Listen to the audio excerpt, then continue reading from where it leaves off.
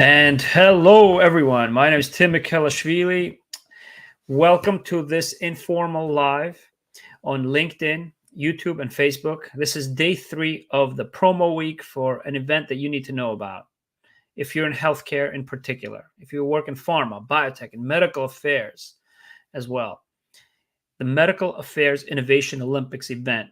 It kicks off October 1st to the 16th. We're more than 2 months away. However, as every day goes by, the anticipation and the excitement is building, compounded by the fact that we have the Paris Olympics going on right now. I think that's adding to that excitement. And we're going to mimic that experience. We're going to have people who went to that Paris Olympics who are going to share with us their insights, namely Bob Beamon, world record holder in the long jump in 1968. He will be one of our keynote speakers. In addition to other champions, previous winners, who will tell us what this event meant to them, to their company, to their business, and where they have taken their company since as well. All right. We have new speakers that we're adding every day, but this session here is meant for you to learn about this event, why we're so proud of the community that we created. Turns out that through competition, we're able to build a global community that is unforgettable, that leaves a memorable experience. And no, you do not have to stop everything that you're doing in order to attend our version of the Olympics. Unlike the Paris Olympics, the number of events and the number of things to see is, in addition to the excitement, right, of the competition itself, making sure that you don't miss any part of the competition. That takes a lot of time, right? However, our event will be flexible. It's a third year that we're running it. I have a steering committee of healthcare executives, leaders, previous speakers who wanted to continue to raise the awareness as well as the quality of the learning that takes place in this Olympic Village. So it's going to be paced on around your schedule. You don't have to take time off from work. This is the number one question I'm getting. And I'm repeating again this same thing in case you didn't catch the previous lives and broadcasts that I did this week. This is day 3. But no, this is the event, okay, flow, all right? First of all, the slogan this year is Discover New Power in Medical Decisions. So as I go over this preview of the format and the rules, as well as some highlights and snippets of videos, please make sure to comment, ask any questions now. This is your chance to do that. Okay. So I want to show you just the categories in which we will be receiving new ideas and health innovation and medical affairs. They are in operations and technology, okay, med tech, health tech, particularly as it relates to medical affairs and their role, which is growing. This multifunctional profession and department in pharma and biotech that impacts the rest of the organization, R&D, clinical development, market access, sales, commercial, marketing. They're realizing that their performance is now exposed to unprecedented options that can be measured via data technology, okay? And so it's a matter of understanding what technology, what resources to use, right? And and in order to be efficient, because sometimes you may not need to use that technology. You may need an innovative approach. Patient centricity, right? Everything that we do is focused on improving patient outcomes, right? But how do we articulate our contributions, our direct contributions, more objectively, more accurately, right? If you have some ideas, whether or not they are fully flushed and completed, they're still in progress, We invite you to submit your ideas. Medical insights. These are business insights, but only for the medical affairs function. I've seen how medical insights from a journal club can transform an organization. Okay. Change strategy across the entire organization, not only medical strategy.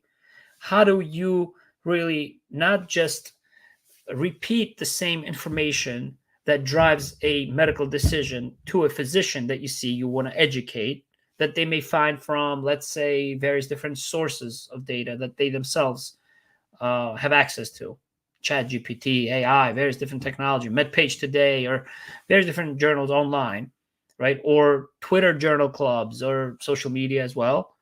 But how do you, as a medical affairs professional that's trained as a PharmD, MD, able to use that complex knowledge and database of information and apply your training, your analytical skills to translate that data to the physician or from the physician to the company? Medical insights, that's what that category is. And then fourth, of course, scientific communication. How do you educate about the disease, about the need to treat more patients? How do you work with educational grants from various different academic centers, healthcare institutions? And how do you choose which ones to fund, which ones to communicate to physicians, and how to plan them in order to raise the standards of healthcare quality, right? So that's scientific communication, right? Publications is a part of that as well. How do you measure the impact of publications, medical publications today, particularly when they're doubling every 2 or 3 months, right? So that's part of the scientific communication function for those of you who may not be familiar with medical affairs. Now, you don't have to be a member of medical affairs. If you currently or have ever worked in medical affairs or worked with medical affairs or depended on medical affairs to provide you with certain information, if you're in sales, for example, or clinical development, right, and you needed medical affairs colleagues to educate a clinical study site on the protocol of your new pivotal study, right, and you have ideas of how they can do it better, we want your input from clinical development, from sales. I certainly have been inspired by more than just one function, more than just one interest in my life, in my 20-year career in pharma. I've always found ways to kind of find these sources of inspiration. It's important to focus, but also to understand how your contributions relate to others on your team across the organization. And so we're going to be able to translate that better through our expert panels, through our opening ceremony. So now let me tell you about the flow. Again, the format. Okay. So here it is. The opening ceremony is going to run about from 9 to 2 p.m. It's about 5 hours, about half a day. It's all virtual, but it's live streamed, okay, in our private community through the Whova app. So you don't have to attend the entire opening ceremony, but usually the opening ceremonies are the highlight of the event. We're going to hear from our competitors who are going to introduce themselves, preview their ideas, in addition to keynote speakers, expert panels that we're planning currently with the steering committee. So if you are able to prioritize taking some time away, it's only a half a day, a couple of hours for some of the sessions that you like, but it's, again, up to your discretion. Okay. As an attendee or as a competitor, your prizes or your ultimate outcome does not depend on you attending it. We encourage it.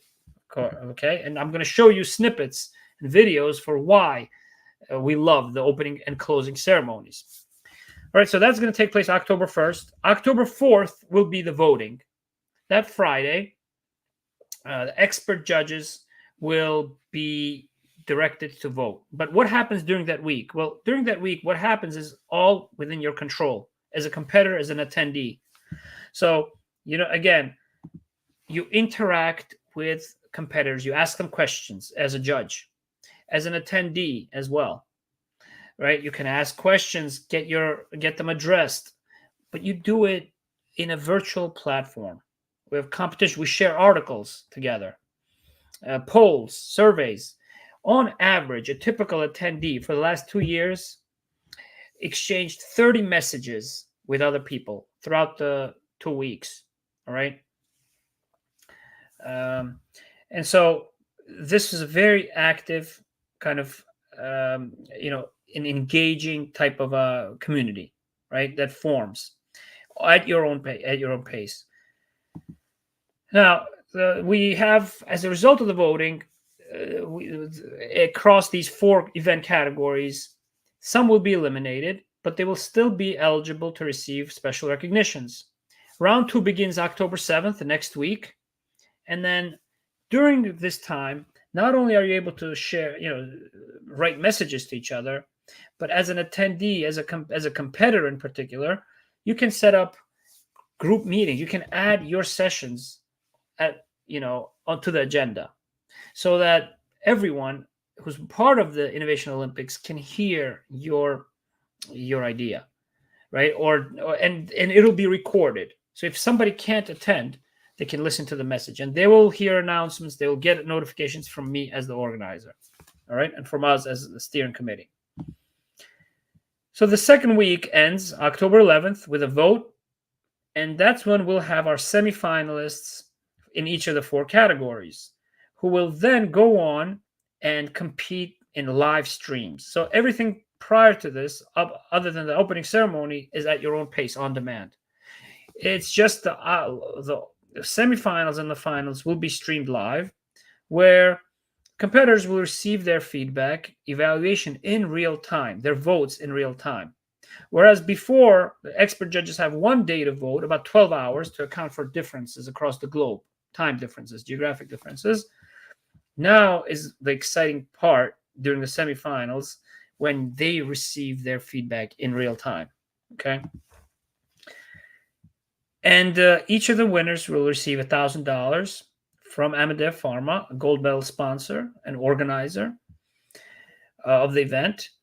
And in addition to these prizes, there are recognitions, special recognitions, that those who do not end up on the podium, if you will receive. And they're highlighted here. All right. Most active ideators, idea sprint champion. Those recognitions that ultimately value potential due to different aspects and attributes of these ideas. All right. How fast and how simple are they to apply? Do they consider particular hurdles?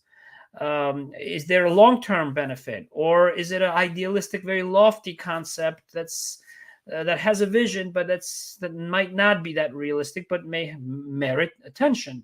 Or is it a very challenging, bold idea, right? And there's a theme here, as you notice, a track and field theme, right?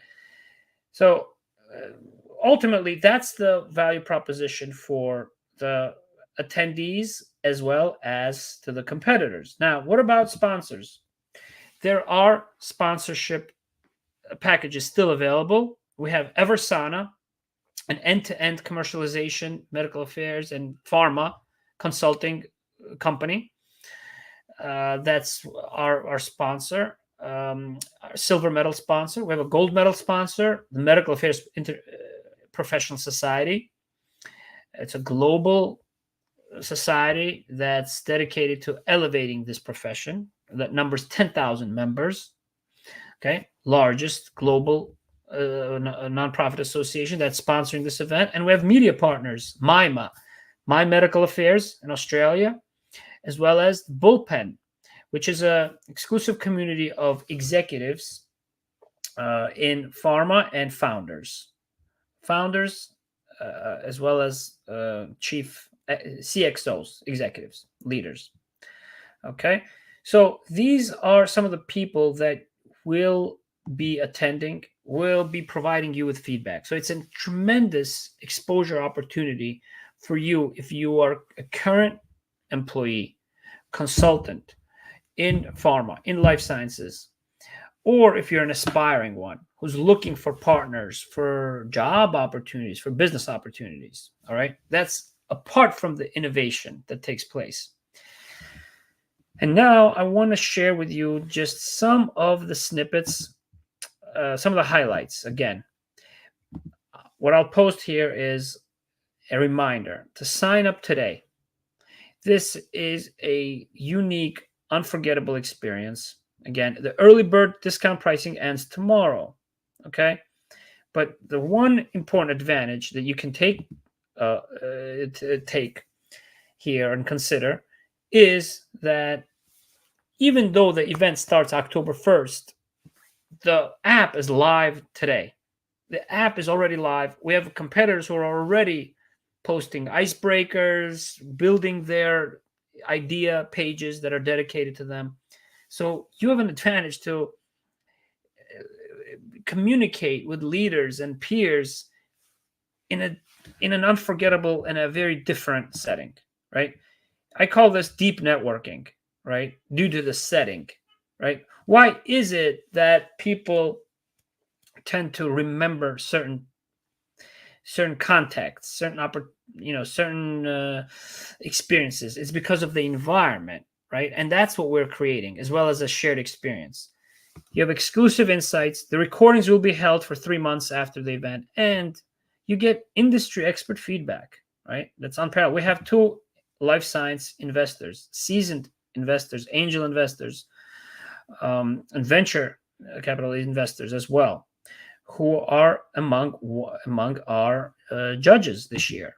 Okay, so now I'm going to take a quick pause, see if you have any questions, post them here in the comments. But at this point, let's go into our highlights. Okay, very quickly. The first one is going to be a commentary from our expert judge in the first Olympics. Okay, Leon Rosen. He's a physician, an executive in pharma that's seasoned. He was in Australia at the time, and he participated in one of our expert panels, which I'll share tomorrow and the day after tomorrow. But he shares them during the closing ceremony of the 2022 edition in front of 2 judges, expert judges, leaders at Roche, Natasha Hansji and Kimberly Friedrichs, whom you see here. Okay. And so I'm going to just listen to the commentary from Dr. Leon Rosen from Australia, who's here on audio only, but just listen as Hi, Tim. Apologies for my absence at the closing ceremony. Apart from time zone challenges inherent in living in Australia, I actually will be on a plane. I really wanted to leave a message for you and all the participants. Firstly, as I said to you when you began on this adventure, this is a great thing that you're doing for medical affairs. There's nothing so powerful as an idea whose time has come, and the fastest way to innovate is at the intersection of different disciplines where disparate ideas can cross-pollinate.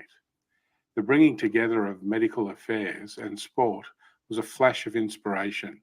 And when I see the engagement that has occurred during these Innovation Olympics, it was obviously inspirational. To the participants, spectators, and judges, congratulations on the effort that you've put in to make this Olympics successful. The enthusiasm that's been shown makes me feel very bullish and excited for the future of medical affairs. Finally, Tim, thank you for letting me participate as a judge, and I want to wish all of our finalists the best of luck. The Olympic creed says, the important thing in life is not the triumph, but the fight. The essential thing is not to have won, but to have fought well. I like to finish with the Olympic motto. The motto is Citius Altius Fortius, faster, higher, and stronger. And with more innovative and inspirational events like this, that motto will also apply to medical affairs. Thank you.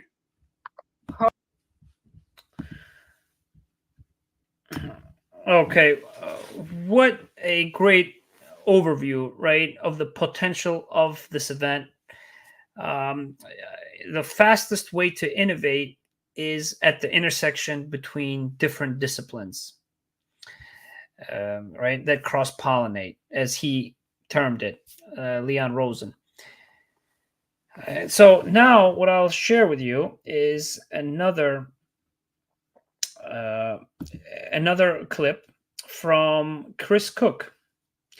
Chris Cook, who was our first Olympian, double Olympian, champion in his own right in swimming, from Great Britain, who passed the torch last year to our gold medal Olympic champion, five-time gold medalist, five-time Olympic gold medalist in swimming, Gary Hall Jr.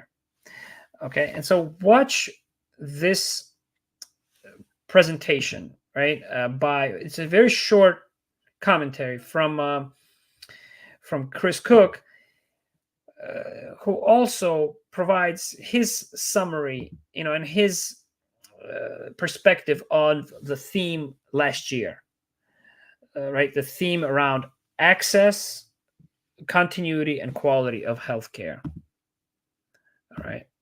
And he also shares one surprise with a surprise memory that relates to Gary Hall Jr. as well. So let's pull this up here.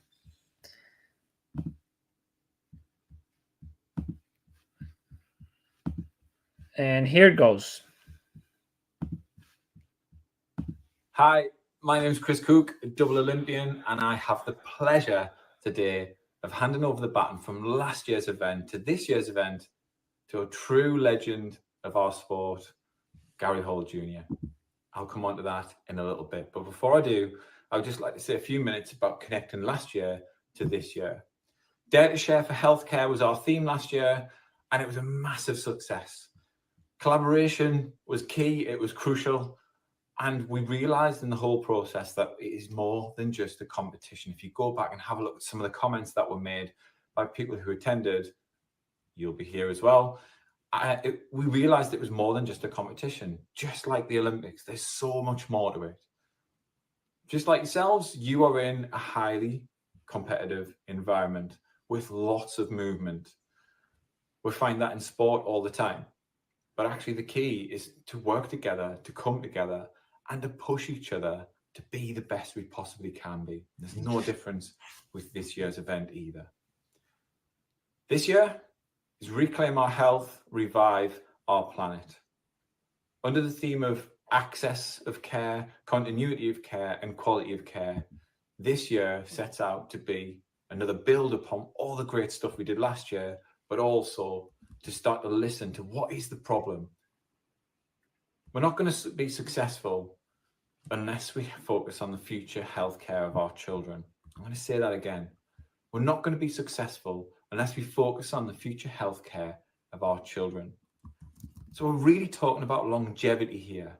We're talking about aiming just that little bit higher. What can we do to connect the health of our environment with the personal health of each and every one of us? That's so crucial. We need not just to focus on innovative products, but also the quality of life and the sustainability for generations of patients. If it's not available, we can't access it. We need to be improving the sustainability of life and taking that holistic approach. Throughout this challenge, you will undoubtedly be pressed to step back and be forced to think in a different way. My coach always used to say a phrase to me that made me smile, but made me think. He said, often we can't read the label from inside the bottle, which I absolutely love. What he was really saying is there, if we want to be better at something, we need to step out and step away from it. When we put a little bit of distance between that, we can often see it through a very different lens. And there may be something in that for you to take away and think about. So think about the treatments that don't just solve the immediate problems, but also have a longevity to the situations we find ourselves in. The global situation, we're all aware of it. We share this challenge. I don't see it as a problem. I see it as a challenge, and we will solve it bit by bit, but we have to come together. Similarly, through COVID, I heard people say that we're all in the same storm, but we're all in different boats and vessels, which I absolutely loved. We had this cloud above us, but we were all in slightly different situations. We still needed to face that storm. We have to do this by ourselves, but we can't do it alone. What a fantastic phrase. So it gives me great pleasure, as you can tell from the beaming smile on my face, to hand over to Gary Hall Jr. Just a quick story before I do. We both were very, very lucky enough to share an Olympics, which was Athens in 2004. And one of my fondest memories was not only swimming myself, but waiting for my final, to go out to my final. And as I looked across, I watched the men's 50 free. At the end, Gary Hall Jr. won. And it wasn't just the medal that really got me. It was what happened afterwards. I watched all of the competitors get out of the water, climb out, and Gary Hall Jr. stood at the side of the pool and he waited for every single swimmer to come out. He shook their hand, congratulated them, then he went and celebrated. That's the measure of the guy, that's the measure of the athlete you've got speaking to you today. I could not be handing over to a higher idol in the sport as Gary Hall Jr. So one last thing I will leave you with. How do we create certainty and urgency? And can we come together to build that certainty? I'll hand over to Gary Hall Jr. Thank you. Gary, I'd like to introduce Gary Hall to talk to us about an Olympic. Okay. So what an example there of sportsmanship. You know, through this story that Gary Hall Jr. probably didn't know about from his fellow swimmer, right? From it's told by Chris Cook. So Chris Cook also mentioned the evolution of the slogans, right, throughout the 3 years. First year, the slogan was "Dare to share for our healthcare." Second year, it was "Reclaim our health, revive our planet." And this year, it's "Discover new power in medical decisions." This year, 2024. I'm going to post a comment for you to sign up live. And now I'm just going to finish up with one story that Gary Hall Jr. himself told during the closing ceremony last year. Okay. It really is related to the fact that as a type 1 diabetes patient, and he's not only a patient, but he's one of the most active patient advocates you will meet, who has testified in front of Senate here in the United States and government. It turns out that he was not healthy enough to receive health insurance, despite being an Olympic gold medalist and a type 1 diabetes patient, okay, throughout his career. And I asked him to just address what his experience was throughout the Medical Affairs Innovation Olympics last year. We invited him to attend, not only light up the torch, open the games, and close the games, as it has become a tradition now in our event, which Chris Cook also did, but both of them participated very actively, and they interacted with our competitors, with our judges, for which we're tremendously grateful. You know, they went above and beyond what we really hoped and to see, right? To just learn from their experiences and be inspired in healthcare as innovation champions in healthcare and medical affairs. So listen to Gary Hall's just final commentary last year at the closing ceremony. And notice also that the competitors themselves, and that's going to be you, when you register for this event, they have a chance to also interact with the gold medal winner, right? Gold medalist from the Olympics. So And this year again, that gold medalist is Bob Beamon, who was at the Paris Olympics and who's also going to share his experience from the Paris Olympics as well. So here's Gary Hall Jr., who makes a very important comment here that ties sports and innovation in sports to healthcare. Yeah, I think that what makes a great athlete is also what will save our healthcare system, and that is being able to adapt, to pivot when we are confronted with challenges and setbacks, and these are faced daily. And it's these small manipulations, workarounds, creative solutions that make a better athlete and a better system and a better society. And so what I see here are important problems that are being addressed, and very brilliant and creative minds addressing them. And it gives me hope for the future, for our health system, and quality of life. So yeah. I'd like to say thank you, Tamar and Amit, both excellent presentations, and for all of your contributions.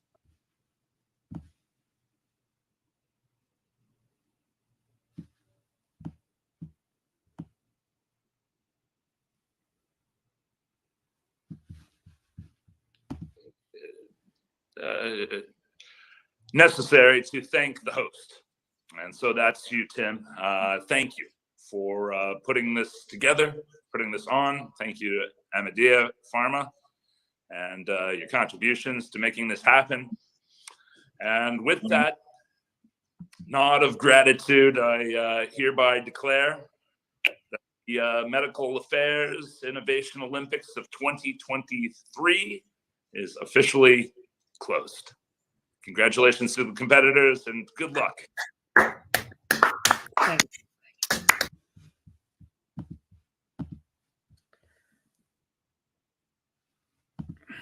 Yeah, and what a memory that was, and that's the bridge that we're going to have to walk on and continue. I think we set a very important standards over the last 2 years with our competitors. So this is a personal invitation to all of you, again, to register. To register, the earlier you register, the more networking you'll do, and possibly the better success you will have as a competitor as well, potentially, right? So make sure to understand why this steering committee formed and why a lot of the companies that participated found it valuable to them. All right. Here's some music to leave us with at the end. Okay. And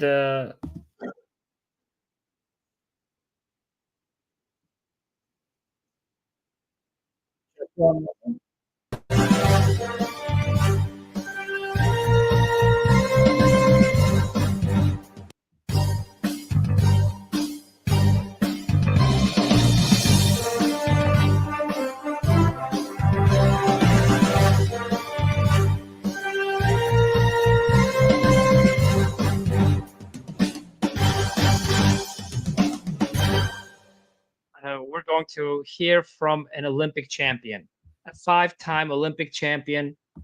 All right, there we go. That's 2023 there. Okay. Hope to see you soon, my friends. Enjoy the Paris Olympics, but don't forget about the Medical Affairs Innovation Olympics taking place October 1st through the 16th. Sign up today.